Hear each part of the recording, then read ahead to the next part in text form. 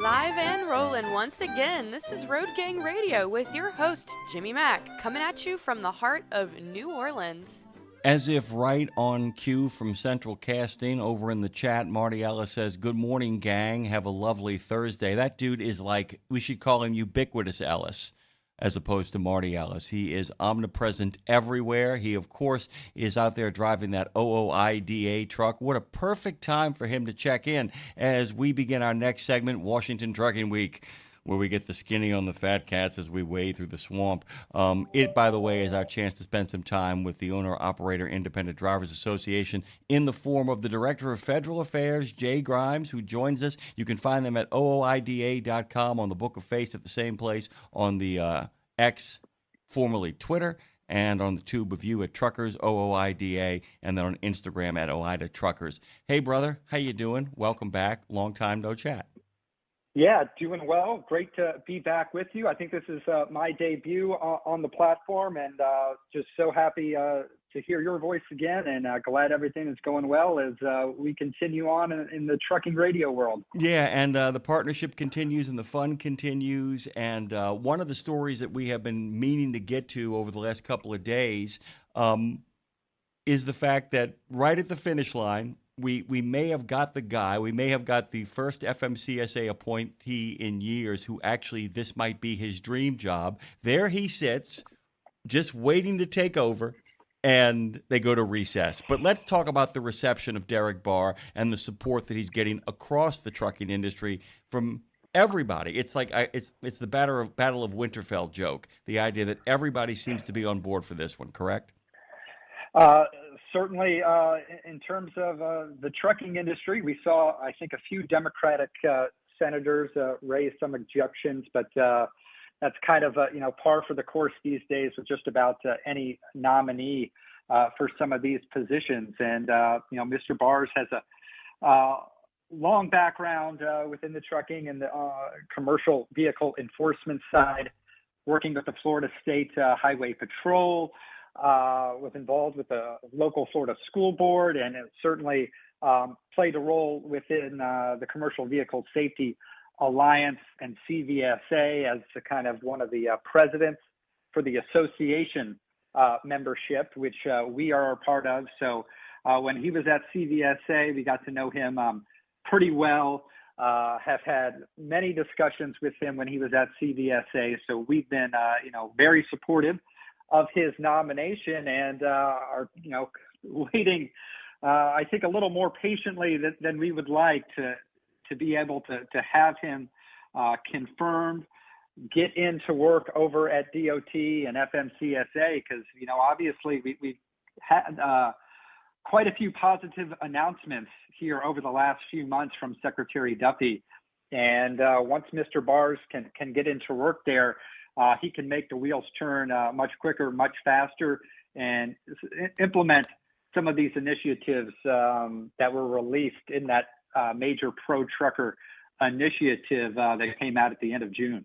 Yeah, and the other thing is, too, and I keep on kind of repeating this like a broken record. There were some objections raised to him, but there wasn't the sort of passion that was raised against certain appointees and continues to be raised against certain appointees. It almost felt pro forma is a good way of kind of explaining it. The idea is like, this is what I have to do. I am not going to have a vote for anybody this administration puts forward. And people say, that's not how America should work. And I would say, look at your own party, look at both sides. Happens all the time. But there wasn't any attempt to put a monkey in the wrench, was there? If there was, please let me know. So I was following it and looking for the moment where somebody really tries to derail it. But that didn't seem to be going on, correct?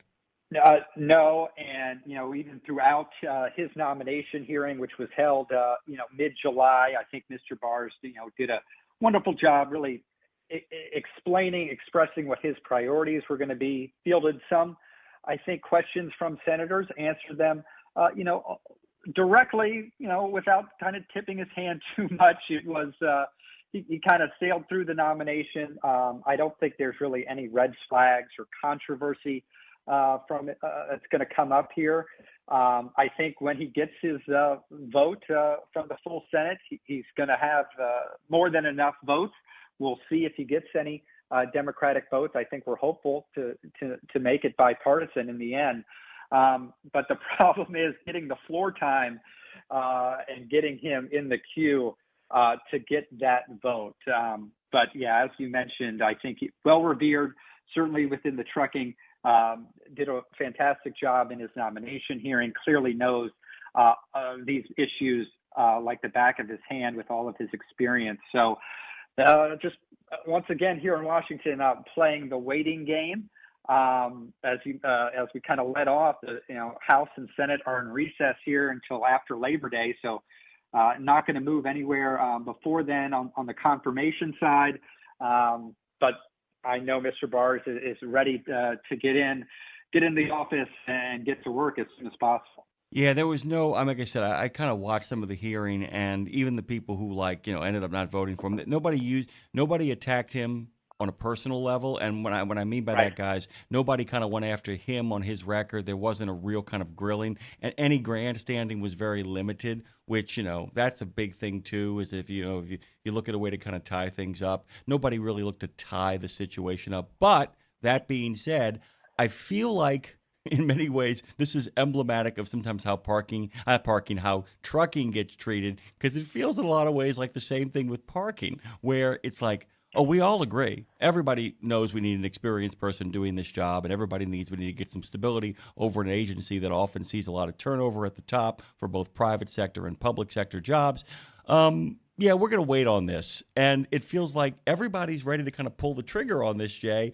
And every time a moment comes up that actually could help trucking, and with some real kind of, stuff laid out by the administration to help trucking, it always feels like we get to the 5-yard line, and not only does somebody call a timeout, but then the television studios get involved and actually have a commercial timeout as well. It's just, when do you see this getting done? I mean, is this going to be like September, October is when this finally the deal gets sealed on this? You can never tell for sure. We're certainly optimistic that it can be done, because as you mentioned, this is a drama-free nomination for Mr. Bars, and we've certainly seen quite a few nominees where that hasn't been the case. There's been quite a bit of opposition. Some have to be withdrawn, but not the case here. So unfortunately, Mr. Bars is not alone in waiting for his nomination due to kind of the larger politics at hand here. This year, I think, has been a real change in some of these civilian nominees' positions that have been confirmed by committee. The kind of standard practice going back to previous administrations on both sides, you would get a lot of these packaged together, get a voice vote done on the floor, and they would be able to get into their position.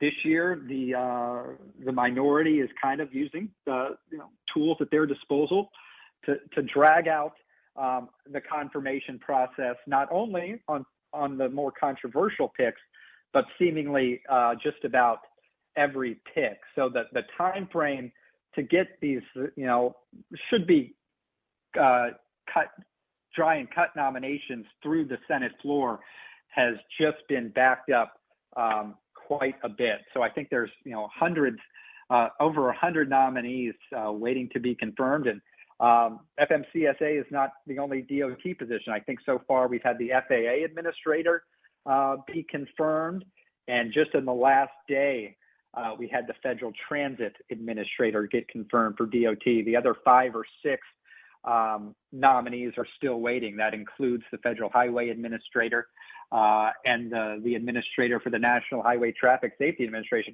You mentioned the turnover at FMCSA when it comes to administrators.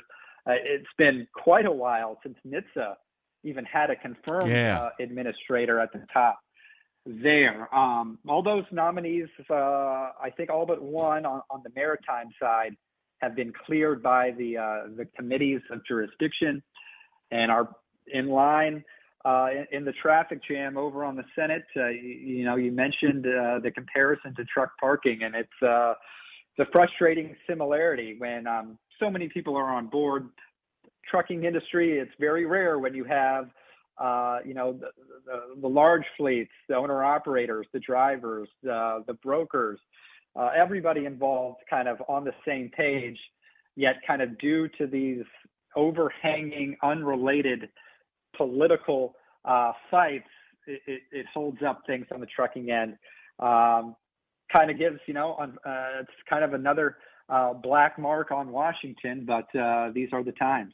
And Jay, remind me when we have a chance to talk privately, because it's a conversation for another day about the existential meaning of what is going on here. There is a bigger project at work here on both sides that is causing this to happen right now. But it is, of course, not the purview of what we talk about here, because one of the things I've always told people, somebody said, I have a hard time pinning you down. Right when I think I know exactly what your politics are from being on the air, you pivot to someplace, and I'm like, wait a minute, what does he stand for? And I always tell people, just like OOIDA, we stand for the truckers. And if it's good for trucking, we're for it. And if it's bad for our friends out there on the road, we're against it. Speaking of that, there are a lot of people who are very excited about what is going on over at the EPA. There is an unraveling, and usually that's a very negative word, but there is an unraveling of certain things that a lot of people felt was choking the industry. Can you kind of talk about what's happening over there?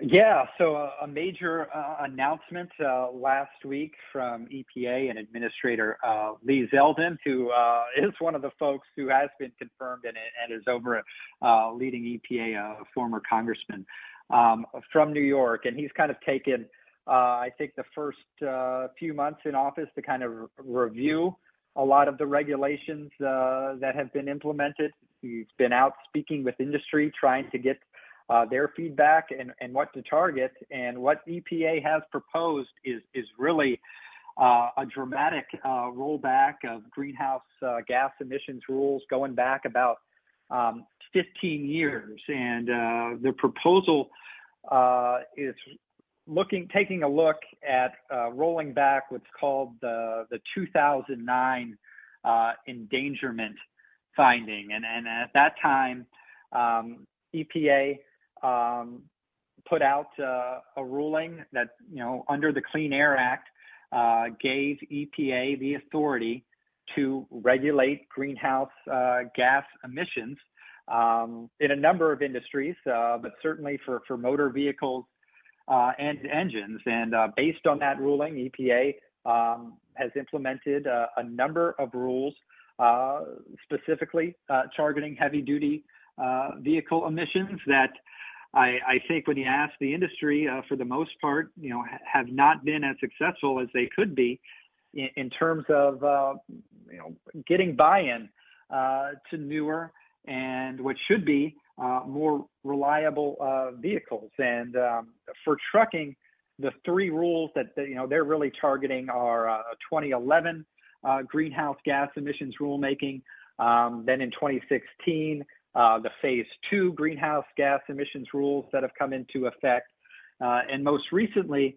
a rule that was finalized, known as greenhouse gas phase 3, but not set to go into effect to 2027, which was really going to drive production and manufacturing of zero emissions vehicles, electric vehicles, and under this rulemaking, manufacturers by 2032, 25% of all new trucks would have to be, zero emissions. And based on everything we've heard from the manufacturers, based on the lack of EV infrastructure charging for heavy-duty vehicles, so many unanswered questions about how long it's going to take to charge, what's the upfront cost going to be of these vehicles, just a very hurried timeline. And I think that's why, again, once across the board here, you've pretty much had opposition to that phase 3 rule since it was proposed. So that's a big announcement from EPA. I think we're optimistic about it. Now, it's going to be, considering, the process that they're going about this and rolling back this endangerment finding, it's not only the trucking industry that's going to be affected, but light and medium duty vehicles as well. This is going to take a while to play out through the rulemaking process, likely through the legal process as well. But if it gets finalized, it's going to be a milestone action from EPA in terms of reinstating common sense emission rulemakings for manufacturing, more flexibility, consumer choice for trucking carriers, owner-operators, on the back end as well, and it's certainly going to eliminate any mandates to roll out trucks that aren't ready for prime time. And that's historically been the case with these emission rules, is that the manufacturers have to put these new vehicles into production. They come out on the line, and then 6 months, a year later, they're back in the shop because they were rushed to the floor. And we've heard far too many stories where drivers, have to pay tens of thousands of dollars in maintenance and repair costs for these new vehicles, that if these rules were a little more practical, would encourage the purchase of new vehicles, would encourage fleet turnover, and the end result would be less overall emissions. So hopeful that this proposal is going to result in that. We've got a long way to go. There's a public comment period that's open now through September 15th. In a couple weeks, EPA is going to hold a 2 or 3 day long public hearing on the proposal. Certainly, we're going to be participating in that as well. But that's open to the public. So if you want to make your voices heard, you can sign up for that too on August 19th and 20th and likely the 21st. So a lot moving on EPA's end. Do want to clarify, this is only targeting those 3 greenhouse gas emissions related rules. We're getting a lot of questions on DEF, NOx emissions. This particular proposal does not address that, but we also know EPA is continuing to review those, and they kind of mentioned in this proposal considering other rulemakings to address some of the many emissions related and environmental rules that impact the trucking industry. Jay, just to give my listeners a sense of what's coming tomorrow, I am going to have a number of stories from a number of different platforms and outlets that kind of explain this in detail, including a couple from Landline, so that people want to get even more detail about what precisely the ins and outs of this are. Just make sure you guys tune in tomorrow morning, and we'll be kind of unpacking that as well. And by the way, give me a moment here to actually kind of thank one of our sponsors, Jay. But what I'm also going to do is I'm going to set you up with the question I'm going to have for you first, and tell people if you want to call during what Jay is going to talk about next, you are welcome to at 615-292-6366, even if it's just to vent, because I have a feeling I know what's coming from you as well, Jay. The question is the fact that the Fong Bill is a green light, where we kind of feel like, our true enemy has finally revealed himself as of now. Get ready to talk about that here as I thank our friends over at ShadyRays.com. Go to ShadyRays.com, guys, and check out their lost and broken protection plans. Also, remember, they got great customer service, and because of that, they've got your back at ShadyRays.com. Washington Trucking Week continues here on Road Gang Radio with our good friend Jay Gimes, the Director of Federal Affairs over at OOIDA. Okay, Jay, let's talk about the Fong Bill. All right, yeah. So, we've certainly, there's been a lot of good news, I think, here in D.C. Over the last few weeks. The Department of Transportation, I think, has taken upon themselves for the first time, really maybe certainly in my 10 years here over at OOIDA, really valuing the input of truckers, listening to the men and women who make their living behind the wheel. That was evident, I think, back in April with the English language proficiency executive order. Certainly on the heels of that, the pro-trucking package announced in late June, that 9 major initiatives, the withdrawal of the speed limiter mandate at the top, waiting on some more hours of service flexibility, truck parking, and then a number of other kind of concerns that DOT FMCSA are finally going to address. So 2 thumbs up so far to DOT. Unfortunately, here in Washington, you've got DOT on one side, you've got Congress on the other, and OIDA Executive Vice President Louis Pugh testified before the Senate Commerce Committee a couple weeks ago on the upcoming highway bill, which is going to be written later this year, due up September 30th, 2026, and is likely going to be kind of the Super Bowl of trucking policy with the number of initiatives that are going to get rolled into that bill. But we need Congress to start listening to the voices of truckers as well, to get a lot of these actions accomplished and really turn the tide of growing crashes on the roads, too high of driver retention, and really, make trucking a much more rewarding, sustainable career. And we know a number of initiatives that can accomplish that. We need Congress to enact those. And unfortunately, we've got another bill that's going to take that, in exactly the wrong direction. And it's known as the America Drives Act. And it's really a pro-AV trucking bill that would do a few things. First, establish a federal framework that would remove drivers from being behind the wheel in an automated commercial truck.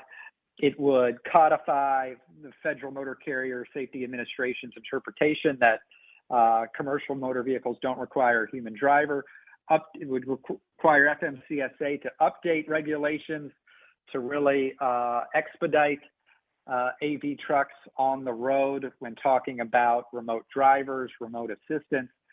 And then another provision would allow, flashing and cab-mounted warning beacons that these AV companies want on their trucks to kind of sidestep some other safety regulations involving warning devices. So this bill really kind of opens the floodgates to get AV trucks on the road. And certainly when you look at what's going on right now, again, so many unanswered questions.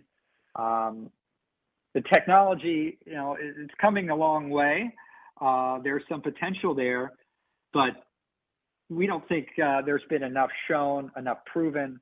Certainly there's not a whole lot of documentation that's being provided to DOT, to FMCSA, just about how safe these vehicles are operating. And to kind of green light these things right now, I think would be way premature. So this legislation raises some questions, and it's just a bill that's been introduced. It hasn't gone anywhere, hasn't been advanced yet, and it doesn't even have any co-sponsors at this time. So, but it does raise our concern, raises some red flags, and we're going to be getting the word out in opposition. Certainly our perspective on AV trucks has been there needs to be data transparency. Not only for the drivers behind the wheel on the roads, but for the general public. We want to have a sense that these vehicles, once again, are working the way they're intended to, are going to be safe when we're sharing the roads with them. And the way that the regulations are set up right now, it's just not enough confidence in these technology companies to know that these vehicles can be safe, can protect human lives rather than technology. So we got to have a lot more oversight from the federal level. It's kind of each state does it on their own way, and there has been an absence of a federal framework. I think that's one of the priorities for the DOT right now. But we've got to have more safeguards, more oversight, more transparency as this technology continues to evolve. And like I said, and like our friend Jay has said, this is still kind of a little lonesome thing out there in the wilderness. But remember, this is how we get ELDs. This is how we get speed limiters. It begins with one little lonesome voice out there representing certain interests out there. And Jay, once again, another existential conversation for a longer, sort of more thoughtful kind of unpacking. But, you remember when Andrew Yang ran for president, and because he had looked at one white paper, because he had talked to his friends in the tech sector, made the decision that, millions of truck drivers were going to be out of work in short order because he was at the same time busy driving people towards investing in these companies. The problem here is the fact that what people don't understand is this is what happens when the boys from Silicon Valley involve themselves in the day-to-day activities of what goes on in Washington, D.C. And this is, the idea that we're going to, introduce disruption into the trucking sphere, and the idea that if we can remove any sort of regulation, because the idea is that, look, we know that when AVs finally show up 10 years from now, 15 years from now, and in some estimates by the people who know this stuff, 20 years from now, it is not going to be subject to some of the regulations human beings are. But it is going to be subject to other regulations that have not been decided on yet. What's concerning me about this conversation is if you start with no regulations at all, if you simply lift all of these regulations on these folks, they're going to fight tooth and nail to have no regulations, and that's going to set up safety issues down the way, and a lot of people are going to get hurt until they figure this all out. That's kind of my take on it, and I just kind of wanted to give you a minute or two to kind of jump in on that and give me your thoughts. Yeah, without question. The kind of lack of federal oversight has allowed some of these technology companies, these Silicon Valley groups, to really, have a free reign on what they're putting out without any thought to the general public, without any thought of drivers who are sharing the roads with these vehicles. And you're right. Certainly, there's going to be kind of a different set of regulations if this technology, really ever gets any sort of general adoption, which could be decades away, if ever. But one of the provisions in this legislation is that the Secretary of Transportation may not issue a regulation that unduly burdens motor carriers operating AV equipped vehicles or discriminates against an AV equipped vehicle relative to other commercial motor vehicles. So it's basically given a free pass to any AV truck compared to a CMV with a human driver behind the wheel. And then that's simply a bridge too far. If these technologies want to continue rolling out this stuff, we've got to make sure it works. And again, just like any other thing, we've got to have common sense regulations that ensure safety for everybody. Yeah, and my favorite rejoinder to a lot of these folks is, I tell you what, let's come up with some really stringent, keeping the public safe regulations for you guys. And once we have those in place, then we'll talk about removing the ones that already exist. You like that, guys? I mean, that's exactly. I mean, that's the conversation. It's like, rather than having a conversation about how we deregulate an absolute job killer before it even is a job killer, how about we actually figure out what safety measures need to be taken and what kind of standards and accountability the folks who are making these things need to be held to, and then we'll have a talk about maybe getting rid of some of the stuff that doesn't really apply to you. Jay Grimes has joined us. I got the last shot in there, Jay. That way you don't have to do it. He, of course, is the Director of Federal Affairs over at OOIDA. It is great to finally have you back on. I will make no Orioles comments. I will simply leave it at that and tell you to go have a great weekend. Okay? Appreciate that, but keeping an eye on all those tremendous trade deadline moves by your Mariners, and they're looking good right now. Yeah, I have to tell you, my brother, I was like so delighted. That was a move made to win now, which is something they haven't done in a long time, and I appreciate the shout out. I withheld my powder, and you gave me a good blast. Thank you, Jay. Go have a good one. All righty. We'll see you next time. We always do see them next time. Every Thursday, it is Washington Trucking Week with regular recurring character Colin Long with the occasional guest star, Jay Grimes.